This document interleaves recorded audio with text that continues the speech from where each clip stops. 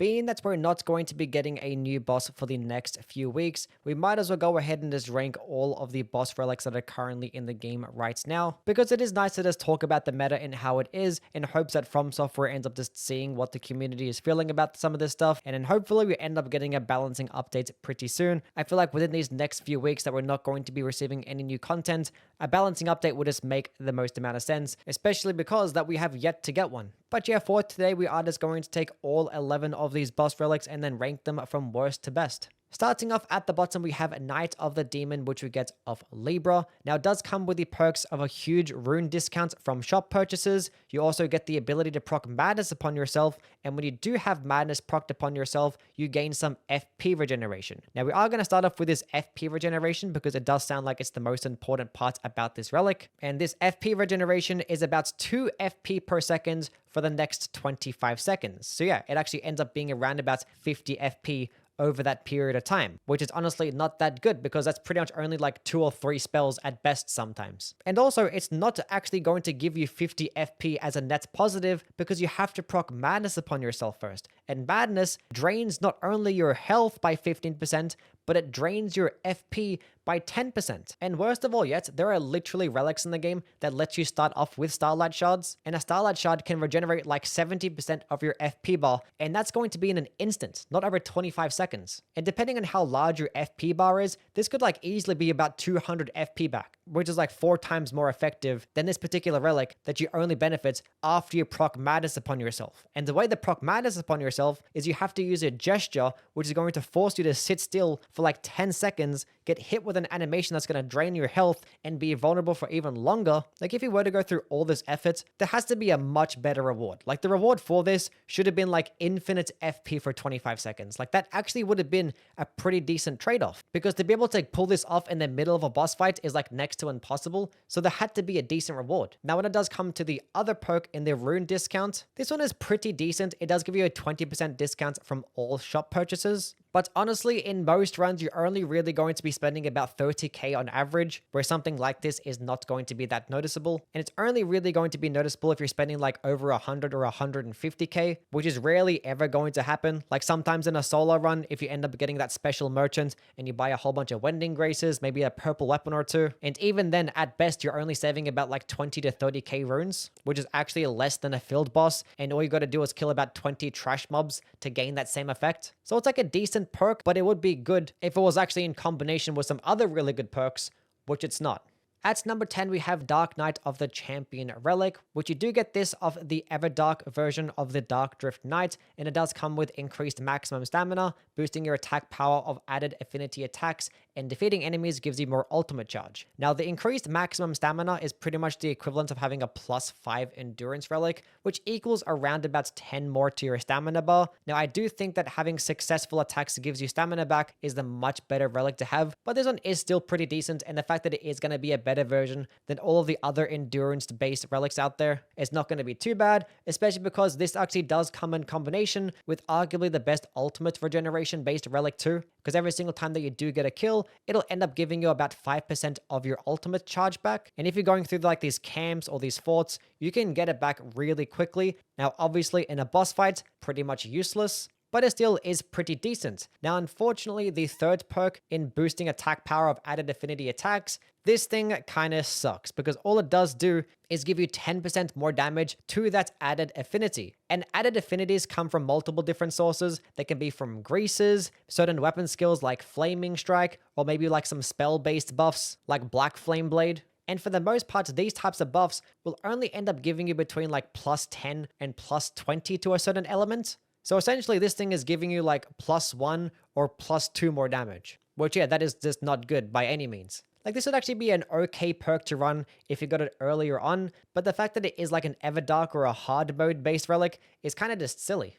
Number 9, the Knight of the Beast relic, which we get off a Gladius or Tricephalus, which this is the first boss relic, and it is the only boss relic that only comes with 2 perks and not 3. One of them is being the +1 version of the stamina recovers with each successful attack, and the other perk being that it changes up your starting weapon with a fire infusion. Now, the stamina recovers with each successful attack is honestly one of the better relics in the entire game. This is definitely the best stamina perk that you can get because you pretty much just benefit with every single hit, and the +1 version does give you 3 stamina back every single time that you land an attack, which is actually going to extend to all attacks in the game, like weapon skills, character skills, even spells. So using those like really quick types of attacks, or when you're power stancing, this thing can be a great benefit, but unfortunately it's not that much better than the regular version, and if you end up getting the stamina recovers with each successful attack perk, there's a very good chance that you end up getting it in combination with better perks than this boss relic. Because you're having your starting weapon just come with a fire infusion isn't really anything that's good, unless you want to have a guaranteed fire weapon when you're fighting a nightlord boss that is weaker to fire damage. And I have made some builds around this in the past that just go all into fire damage with your starting fire weapon to just melt the nightlord boss. So it's like a very, very niche type of relic that might be good early on when you don't already have a good perk, but it's very easy to find something better and more useful than this.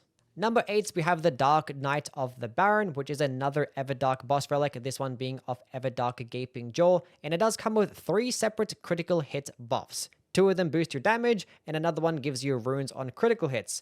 And the one that gives you runes on critical hits is pretty much useless because it's only 300 runes, which for reference, if you just kill like one random trash commoner, he gives you around about 1,000 runes. So yeah, this thing just sucks. But when it does come to the critical hits boosting, the +1 version does give you a 20% boost, and the regular version gives you a +15% boost. Now, I don't really care for this relic as a whole, and that's for multiple reasons. Obviously, the critical hits earn runes is useless, but another reason is that like it's not really that viable to build around a critical hit, especially when it does come to multiplayer use, because in multiplayer, enemies will have around about 3 times more poise, and let's just say that you're the only person on the team that actually has stance breaking capabilities, you pretty much have to do 3 times more poise damage all by yourself. And even if you do land a stance break, there are some enemies in the game that you can't critical hit, and you can't even guarantee that you're going to be the person that gets the critical hit every time either. So there is a big portion of the game where this relic you're just not benefiting off at all, and you're much better off just having things that just boost your damage throughout the entire process. So yeah, even in solo play, even if you can have a build that can guarantee lots of stance breaks and lots of critical attack opportunities, it's still not going to be that useful. Like even when you do go play a game, there can be like buffs off random weapons that gives you a boost to critical attacks. And that can actually be a higher number than what you get off these relics too. Like if there was a way to really guarantee getting a really good stance breaking build, which really isn't that possible in this game due to the best ways to stance break being charged heavy attacks and guard counters, and that the raider charged heavy attack is obnoxiously slow, and that the guardian's best guard counter is with a halberd which does pretty poor stance damage. Instead of stance breaking like once every like 10 to 20 seconds, you're kind of stance breaking like once every 30 seconds to a minute, which is just not as optimal when it comes to a critical attack type of build. But speaking of critical hits, we might as well get into the number 7 spot, which is the regular Knight of the Baron relic, which you get off the regular Gaping Jaw. And this one also does come with some critical hits boosting buffs, and I'm just going to find these ones more valuable, because it also does come with the +1 critical hits boost, which is going to be that 20% damage boost, but it also gives you more ultimate charge on a critical hit, which ends up being about 5% of your ultimate charge, and you also gain a whole bunch of stamina recovery speed for the next 15 seconds as well. Now, it's still going to get in the same tier as the Dark Knight of the Baron relic because it's still very reliant on critical hits, and you can't guarantee critical hits all the time. Now, that's mainly for a boss fight when it does come to stance breaking. Because yeah, the Dark Knight of the Baron relic, all it did was just boost your damage, which you kind of want to have that for a boss fight. But this one, it boosts your ultimate charge and your stamina recovery speed. So you don't necessarily need to have it for a boss fight. You can go ahead and just like backstab enemies and backstab trash mobs and gain a bunch more ultimate charge and get a bunch more stamina recovery speed. So I'm just going to find it a lot more useful, especially if you play someone like the Wilder, which has like a really good ultimate charge, and every single time you use the ultimate, it pretty much results in a stance break, you get the critical attack, and you pretty much have like 10% of your ultimate charge back instantly. Like the only downside of this relic is that it's just not that powerful. Like it's pretty niche still, like building around critical hits. Like there's so much more useful stuff in the game, and that way that this whole relic system actually works, it just makes it be that there's so many relic perks out there that are just not worth running. But getting into number 6, we have Knight of the Champion, which you do get by defeating the regular Dark Drift Knight. And it does come with increased maximum stamina, guard countering boosts, and HP restoration on some thrusting counterattacks. Now this entire boss relic is pretty much just catered towards one person, and that is the Guardian. I would not say it's a god roll by any means. This is definitely something that you do end up using until you find something better alongside this guard counter buff. Because yeah, when you are playing the Guardian, the entire playstyle is just blocking and guard countering, and the more stamina you have, the more you can block. And yeah, as I mentioned earlier, the maximum stamina increase is essentially +5 to endurance, which is 10 more stamina. Now, is it going to be more important than having things like stamina recoveries on each successful attack? No, but this is still going to stack with something like that. And this guard counter boost is the best guard counter boost that you can get, because at maximum HP, it is going to be a 30% damage increase, which is very good, especially for someone like the Guardian who is lacking a lot of damage. Now, when it does come to the HP restoration upon thrusting attacks, this is not going to be that useful, because it only ends up healing you for about 3% of your HP, and it's just going to be in a thrusting counter attack, which if you don't know, you have to like land a poking attack in the middle of like an enemy's attack animation, which typically does make you do more damage, but the chances of you actually landing this specific counter attack is very far and few, and to only gain like a 3% healing boost is pretty disappointing. Like this should at least be like 10 or 15% heals. It's just another case of them being too safe with the relics. But yeah, I can't really put this any higher because it's just going to be a really good relic for one particular character, and that's it. At number 5, we have Knight of the Fathom, which you do get by defeating Augur.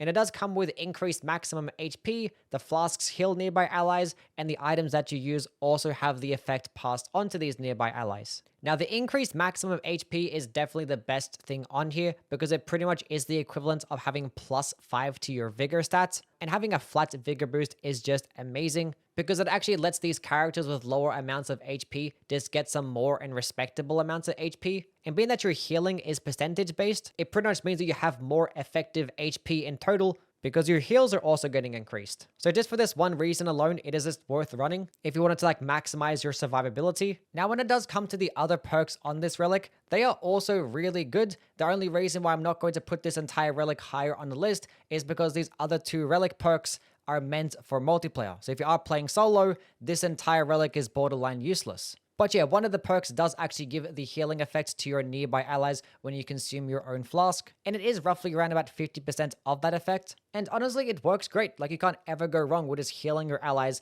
for more HP. And this is especially good if you are a good player playing some multiplayer and trying to keep your allies alive, because you'll always end up with an abundance of extra heals anyway. So you can just end up using those extra heals just to keep your allies alive. Now, there are some inconsistencies with this. Like if your allies in the middle of doing a critical attack or having iframes, they're not going to get hit by this buff. And sometimes it feels like it just doesn't even work at all, even if they're right next to you. So if it was a bit more consistent, I think this would be an S tier relic. And as for the last perk, it does actually give the item buffs to your allies as well. It does actually have you do a longer animation for this particular buff, but just being able to give your allies a free buff is really nice, especially when it does come to things like starlight shards. Now, when it does come to like those specific body buffs, like a boiled crab or an exalted flesh, it can be a bit of a downside because it can override the other person's body buff. So if somebody is using an exalted flesh or flame grant me strength to get some more damage, and then somebody else pops a boiled crab, it'll end up overriding their own body buff. So that is something to keep in mind, and it is a little bit of a downside, but otherwise it is a great relic overall.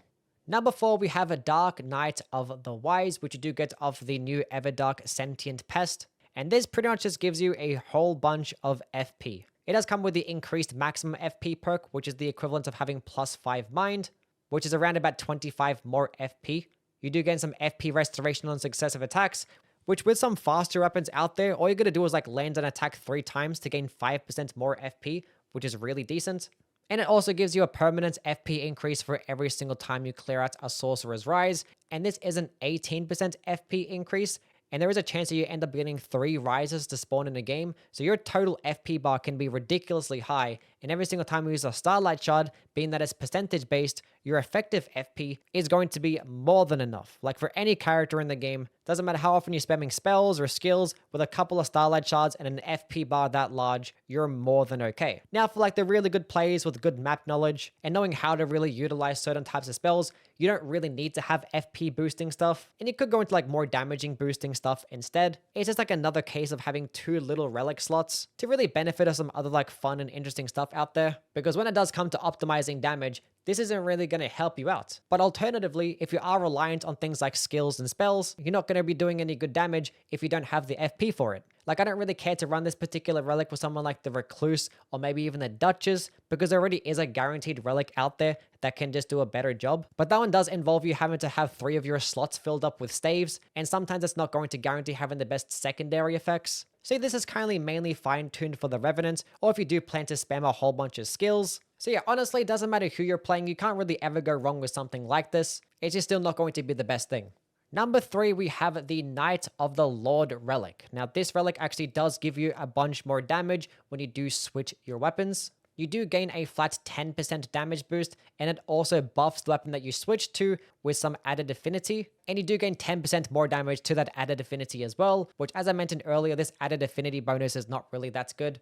But the fact that every single time that you switch, you do gain over 10% more damage and the ability to do another affinity to maybe exploit some weaknesses or just give another affinity to the recluse so she can absorb. It's very good. Now, I don't really care for this particular playstyle of switching every single 10 seconds, when for the most part, you're just going to want to stick to the one weapon that's doing the most amount of damage, and switching to another weapon that potentially has like a worse moveset, or that doesn't really work well with your character. It's not going to do that well. Now, you can just switch the weapon in your left hand and still gain a 10% damage boost. You're not going to benefit of like the elemental version, but you still can benefit. But in that instance, you only have like the one relic of the 3 that you're actually benefiting off if you're using that particular playstyle.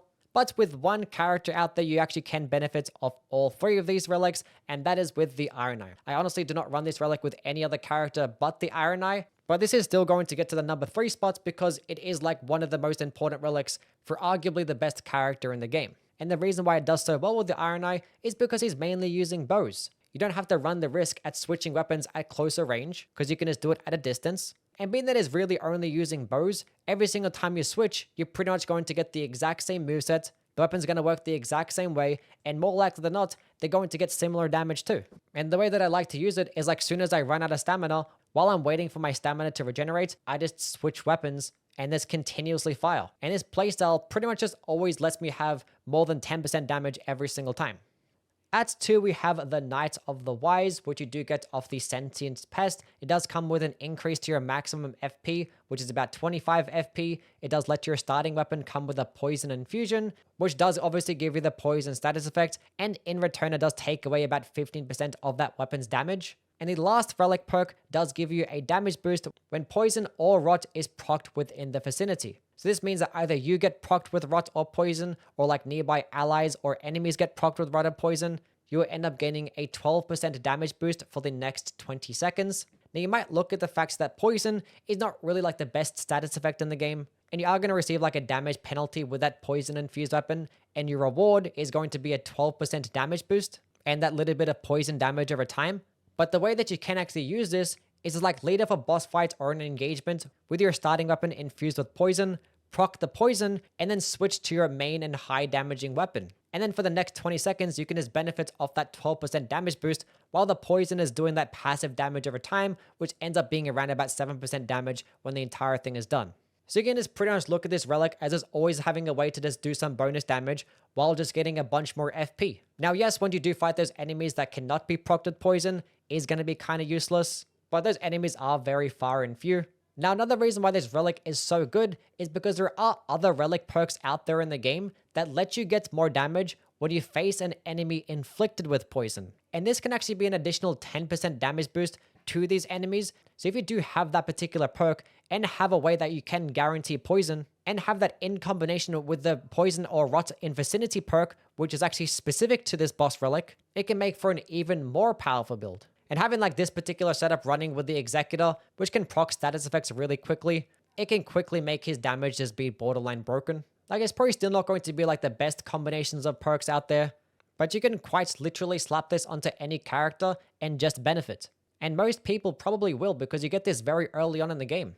And that's number 1, we have Knight of the Miasma, well, I'm sure to like nobody's surprise. This one gets number 1 for very similar reasons that Knight of the Wise got number 2. It gives you access to a status effect very early on, and it lets you get a damage boost alongside proccing the status effect. But there is going to be a couple reasons why I do value this one more. Number 1 reason being that Frost is just inherently a better status effect than Poison, because when you proc Frost, it does like a flat 10% damage instantly, and that does debuff enemies over the next 30 seconds to make them take about 20% more damage. So you're inherently doing flat damage and getting a debuff, but there is another relic perk alongside with this that lets you do an additional 10% more damage while actually damaging the enemy that is procced with this Frost. And the funny thing is the way to actually proc Frost with this relic is by using the skill Chilling Mist. And with this game, having your weapon infused with a particular weapon skill doesn't actually change the infusion of the weapon. So unlike the Knight of the Wise relic, that gives you a poison infusion, which is inherently going to let your starting weapon do less damage, this one is not going to hurt the damage of your weapon at all. It's still going to receive the same damage boost. It's just going to give you a weapon skill that lets you proc frost. Now, the obvious downside is that you have to use the skill and have to have some amount of FP just to be able to do it. But it still is a very quick animation. It's still very cheap and it can proc frost very quickly. And then on top of all that, there is another perk to this relic that lets you turn invisible for like the next 5 seconds to where you can like completely avoid enemies and just walk past them without them being aggroed, which this particular relic helped me out thoroughly for my no hit run, which if you haven't checked out my no hit run, I recommend you do. But there are so many benefits to just being able to just turn invisible pretty much on demand. You can either use it to get some breathing room, you can use it to reposition, you could use it to like charge up a really powerful attack. And the funny thing is when enemies are not aggroed towards you, they take bonus damage. Like you do roughly around about like 30% more damage, I think it is, probably even more than that, to an enemy that's just unaware. So you can pretty much see that particular perk as another damage boost. Now there is going to be like one major downside to this particular relic, and that mainly is for like multiplayer, and that is if someone actually has fire damage. Because if somebody uses fire damage, it removes the frost, and it removes like the debuff, and it removes your way to just do a bunch more damage, and this happens a lot. It does let you like reproc the frost again pretty quickly to benefit off that percentage damage, but in this game, the more that you proc a status effect, the harder it is the second time, the third time, and the fourth time, and it can be pretty obnoxious. Like for me personally, I only really run this relic with the Executor, but this is still like another case of like a relic that you can just slap onto anybody and just benefit greatly. Okay, we are done with that. As always, let me know what your opinions are down in the comments. Also, just let us know what type of changes you would like to see with this upcoming patch. I'm just going to try and manifest it that it's going to happen sometime soon. Surely next week we get a balancing update that's huge that receives lots of cool buffs. So let me know what you want to see. And if you do want to see more videos like this, please do like and subscribe. And also follow me on Twitch. I'm live there pretty much every single day doing a bunch of just like random runs. So definitely do pop by and say hello. Anyway, catch you guys around. See yous.